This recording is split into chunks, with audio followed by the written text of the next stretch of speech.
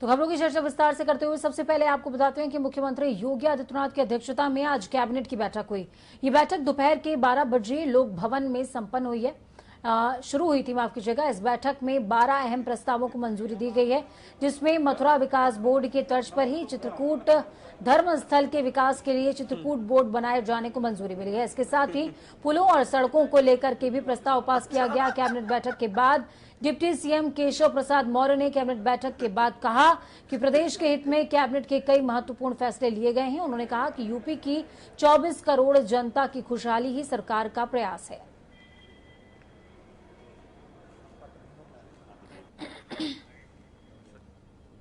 प्रदेश के हित में कई महत्वपूर्ण निर्णय लिए गए हैं।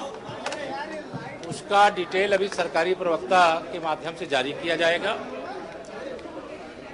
उत्तर प्रदेश सरकार का एक ही प्रयास है कि प्रदेश की 24 करोड़ जनता के जीवन में खुशहाली आए, प्रदेश का विकास हो, प्रदेश में सुशासन रहे, गुंडे, अपराधी और जो भ्रष्टाचारी उनके खिलाफ कार्रवाई हो।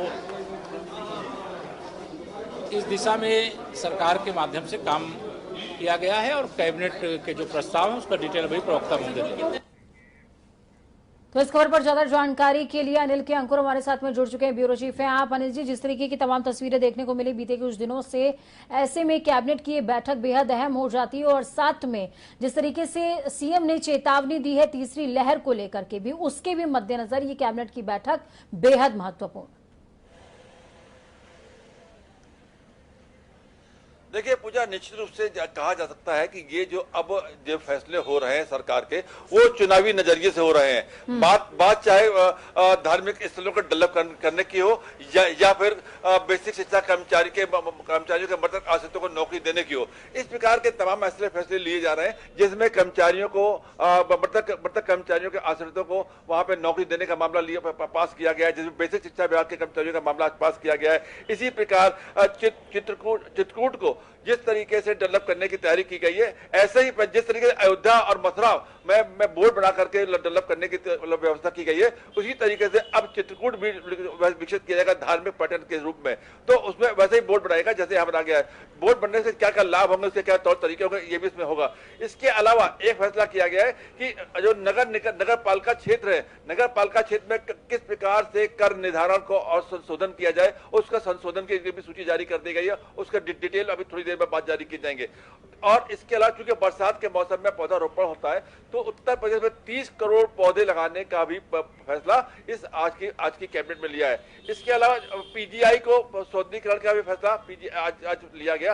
और कोविड में 102 एम्बुलेंस के साथ जो सेवा शर्तें थी, उस सेवा शर्तों में तमाम जो दिक्कतें आ रही थी, उन दिक्कतों को दूर करने के लिए एक प्रस्ताव पास किया गया कि दिक्कतें दूर हो जाए, तो जो सर्विस प्रदाता कंपनी है उसको थोड़ी सहूलियत मिल जाए ताकि सर्विस और बेहतर चलाई जा सके। इस प्रकार से तकरीबन 1 दर्जन से आसपास कई फैसले हुए हैं, जिसमें तमाम फैसले इस बात के द्योतक है कि आगामी आने वाले चुनाव में इनका फैसला सरकार ले सकती है। जी बिल्कुल, बेहद अहम प्रस्ताव पास हुए हैं। 12 प्रस्ताव, धर्म का खास ख्याल रखा गया है, सेंटिमेंट्स का भी खास ख्याल रखा गया है। बहुत बहुत शुक्रिया हमारे साथ जुड़ने के लिए, अहम जानकारी ग्राउंड जीरो से साझा करने के लिए। खबरों में आगे बढ़ते हैं। बसपा और सपा के शासन में भाजपा कार्यकर्ताओं के खिलाफ दर्ज राजनीतिक और आपराधिक मुकदमे अब वापस कर लिए जाएंगे। प्रदेश सरकार अब तक 5000 से ज्यादा मुकदमे वापस ले चुकी है, जबकि अभी बाकी सभी मुकदमे जुलाई तक वापस लेने की कवायद तेज हो जाएगी। भाजपा के राष्ट्रीय महामंत्री बीएल संतोष और प्रदेश प्रभारी राधा मोहन सिंह के साथ हुई बैठक के बाद प्रदेश भाजपा ने मुकदमे वापस लेने की कवायद तेज कर दी है। सपा बसपा के शासन में सरकार की नीतियों के खिलाफ हुए तहसील थाना आंदोलन, मुजफ्फरनगर दंगे और कैराना पलायन आंदोलन सहित सभी मौकों पर भाजपा के बड़े नेताओं और कार्यकर्ताओं के खिलाफ हजारों मुकदमे दर्ज हुए थे। इसमें मुख्यमंत्री योगी आदित्यनाथ, उप मुख्यमंत्री केशव प्रसाद मौर्य सहित अन्य नेताओं के खिलाफ भी मामले दर्ज हुए थे, जिनको अब खत्म करने की कवायद तेज हो गई है। राष्ट्रपति Ramnath Kovind the royal presidential train के जरिए कानपुर सेंट्रल स्टेशन पर शाम को 7:45 तक पहुंच जाएंगे। वहां से 10 मिनट के बाद सर्किट हाउस के लिए रवाना हो जाएंगे। इस दौरान उनका स्वागत करने के लिए यहाँ राज्यपाल आनंदीबेन पटेल और साथ में मुख्यमंत्री योगी आदित्यनाथ मौजूद रहने वाले हैं। राष्ट्रपति के कानपुर सेंट्रल पहुंचने से पहले तैयारियों को पुख्ता कर लिया गया है। सुबह से ही प्रशासनिक व्यवस्था चाक चौबंद है। आपको बता दें कि राष्ट्रपति की सुरक्षा के मद्देनजर यहाँ कुछ ट्रेनों के प्लेटफॉर्म्स में भी तब्दीली की गई है। राष्ट्रपति के कार्यक्रम को लेकर कानपुर नगर और कानपुर देहात जिले में तैयारियां पुख्ता हो चुकी हैं। राष्ट्रपति भवन की ओर से गुरुवार को उनका विस्तृत कार्यक्रम जारी हो चुका था। राष्ट्रपति अपने 3 दिवसीय कानपुर दौरे पर रहेंगे, लेकिन बात करें अगर कानपुर सेंट्रल की तो राष्ट्रपति के आगमन से पहले ही सुरक्षा की पूरी व्यवस्था कर ली गई है। कानपुर के सेंट्रल स्टेशन पर कैंट साइड का जो एरिया है वहां पर अभी से किसी भी दोपहिया और चौपहिया वाहनों के प्रवेश पर रोक लगा दी गई है। शाम को 7:45 पर जब राष्ट्रपति का आगमन कानपुर के प्लेटफॉर्म नंबर 1 पर होगा तो इस समय प्लेटफॉर्म नंबर 1 से लेकर प्लेटफॉर्म नंबर 5 तक सभी ट्रेनों के आवागमन पर रोक रहेगी। अभिनव श्रीवास्तव, जनता टीवी, कानपुर। तो इस खबर पर ज्यादा जानकारी के लिए ग्राउंड जीरो से यानी कि कानपुर देहात और कानपुर सेंट्रल से हमारे साथ में अभिनव जुड़े हुए हैं, साथ में गौरव शुक्ला जुड़े हुए हैं कानपुर देहात से। सबसे पहले कानपुर सेंट्रल का क्या हाल है ये जानना बेहद जरूरी, क्योंकि राष्ट्रपति पहुंचने वाले हैं, कुछ ही समय का अंतराल बचा हुआ है। क्या कुछ तैयारी अभिनव? जी पूजा, बिल्कुल आपको बता दूं कि जिस तरह से अब से थोड़ी ही देर बाद यानी 7:45 पर प्रेसिडेंशियल ट्रेन का आगमन कानपुर सेंट्रल पर होने वाला है, तो सुरक्षा का जो अभेद घेरा है वो तैयार कर लिया गया। आपको दिखा दें कि किस तरह से जो ये सुरक्षा का घेरा है, ये गेट नंबर 3 है कानपुर सेंट्रल का और यहाँ पर ही काफी पुलिस बल तैनात है। इसके बाद अंदर जाकर काफी दूर पे प्लेटफॉर्म पड़ता है, लेकिन किसी भी व्यक्ति के प्रवेश पर रोक है। यहाँ तक कि आपको दिखा दें कि किस तरह से जो यहाँ पर रोड है इस पर भी सन्नाटा पसरा हुआ है। इसका एक मुख्य वजह यह है कि सेंट्रल स्टेशन के कंपाउंड से 1 किलोमीटर की दूरी पर पुलिस बल तैनात है और किसी भी वाहन के प्रवेश पर और व्यक्ति के प्रवेश पर रोक लगा दी गई है। यानी कैंट साइड का जो एरिया है ये पूरी तरह से सुरक्षा के घेरे से लिप्त है। और दूसरी ओर आपको यह भी दिखा दें कि राष्ट्रपति के स्वागत की जो तैयारियां हैं वो पूरी तरह से कर ली गई हैं। कानपुर के सेंट्रल साइड स्टेशन को, जो कैंट साइड स्टेशन है, उसको दुल्हन की तरह सजाया जा रहा है। वहीं होल्डिंगे लगाकर उनके स्वागत की तैयारी करी जा रही है। जो यहाँ के आसपास के एरिया है उनकी जो रोड है उनको ब्लॉक कर दिया गया और हर ब्लॉकेज पर पुलिस पिकेट तैनात करी गई है। काफी मात्रा में पुलिस बल यहाँ पर तैनात है। और अगर बात करें राष्ट्रपति के आगमन की तो अब से कुछ ही देर बाद 7:45 पर यहाँ राष्ट्रपति पहुंच जाएंगे। इसके बाद इनकी जो शाही फ्लीट होगी वो सर्किट हाउस के लिए इसी मार्ग से रवाना होगी और इस मार्ग पे भी सुरक्षा के कड़े व्यवस्था करी गई है और 1 किलोमीटर दूर से किसी भी व्यक्ति के, यहाँ तक कि मीडिया के प्रवेश पर भी रोक लगा दी गई है। बिल्कुल, मीडिया के प्रवेश पर भी रोक है। और जिस समय आप बातचीत कर रहे हैं हमसे अभिनव, उसी दौरान हम महामहिम का जो सुरक्षा घेरा है, 4 लेयर का ये सुरक्षा घेरा होता है, वो भी कैसा घेरा होता है, ये तमाम जानकारी इस समय दर्शक अपनी टीवी स्क्रीन पर देख पा रहे हैं। साथ में हमारे साथ में गौरव मौजूद हैं कानपुर देहात से। गौरव, क्या कुछ अपडेट है आपके पास? सुरक्षा व्यवस्था कैसी है? महामहिम पहुंचने वाले हैं, ऐसे में लोगों में उत्साह तो होगा ही, क्योंकि 5 साल का विकास 10 दिनों में हो गया। दूसरी तरफ सुरक्षा को लेकर क्या व्यवस्था है? बिल्कुल पूजा, आपको बता दें तो राष्ट्रपति के आगमन के बाद 4 जो है घेरों में सुरक्षा व्यवस्थाएं रहेंगी। सबसे पहले तो पुलिस व्यवस्था रहेगी, दूसरे बाद पीपीएससी रहेगी और तीसरे जो घेरा रहेगा वो अर्धसैनिक बल का रहेगा। इसके बाद कमांडो फोर्स रहेगी जिसके बीच में राष्ट्रपति जी होंगे। और आपको बता दें कि झिंझक और रूरा रेलवे स्टेशन पर जो है झिंझक पर 38 लोगों से मुलाकात करेंगे और रूरा रेलवे स्टेशन है वहां पे 9 जो चिन्हित लोग हैं उनसे वो मुलाकात करेंगे और बात करेंगे। जी पूजा, बिल्कुल, ये तमाम सूची आपको बता दें, तमाम दर्शक जो इस समय हमें सुन पा रहे हैं उन्हें बता दें कि राष्ट्रपति भवन ये पहले ही सूची पहुंच चुकी थी। जिन्हें अप्रूव किया गया है वही राष्ट्रपति से मिल पाएंगे, ये प्रोटोकॉल होता है।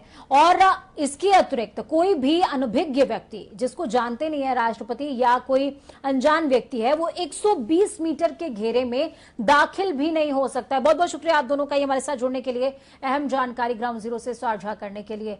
खबरों में आगे बढ़ेंगे और आपको बताएंगे, ये मिनट टू मिनट कार्यक्रम आप देख पा रहे हैं अपनी टीवी स्क्रीन पर, कि राष्ट्रपति जब जिस दौरान पहुंच जाएंगे कानपुर सेंट्रल पर, उसके बाद सिलसिलेवार उनका क्या कुछ कार्यक्रम रहने वाला है। 6 बजे वो ट्रेन के जरिए झिंझक पहुंचेंगे, झिंझक के बाद रूरा रुकेगा, स्टॉपेज रूरा होने वाला है, 15 मिनट तक वहां पर रुकेंगे। उसके बाद 7:45 को वो कानपुर सेंट्रल पहुंच जाएंगे और कानपुर सेंट्रल से 10 मिनट के बाद वो सर्किट हाउस के लिए रवाना हो जाएंगे। खबरों में आगे बढ़ते हैं और आपको बताते हैं कि धर्मांतरण केस में प्रवर्तन निदेशालय ने मनी लॉन्ड्रिंग का मामला दर्ज कर लिया है। वित्तीय जांच एजेंसी ने मामले में दिल्ली निवासी मुफ्ती काजी जहांगीर कासमी और मोहम्मद उमर गौतम को भी आरोपी बनाया है, जिन्हें यूपी पुलिस ने गिरफ्तार किया था। यूपी सरकार का दावा कि इन दोनों को विदेश से फंडिंग मिलती थी।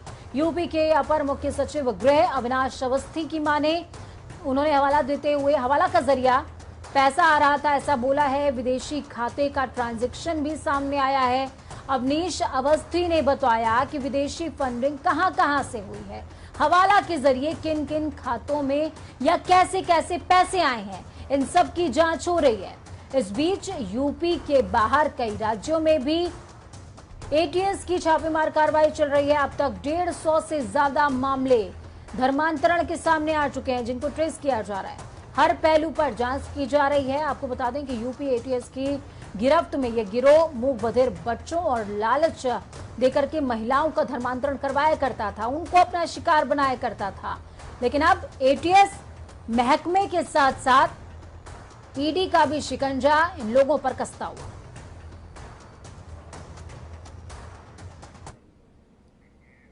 तो वहीं इस पूरे मामले को लेकर प्रदेश के दोनों डिप्टी सीएम केशव प्रसाद मौर्य और दिनेश शर्मा ने बयान दिया। क्या कुछ उन्होंने कहा, सुनना चाहिए आपको, सुनिए। देखिए, धर्मांतरण का एक ये खतरनाक खेल है और जिस खतरनाक खेल में तमाम देसी और विदेशी शक्तियां लग करके और समाज में जहर घोलने का काम करने की कोशिश किए हैं और उसकी बहुत गहराई से छानबीन हो रही है।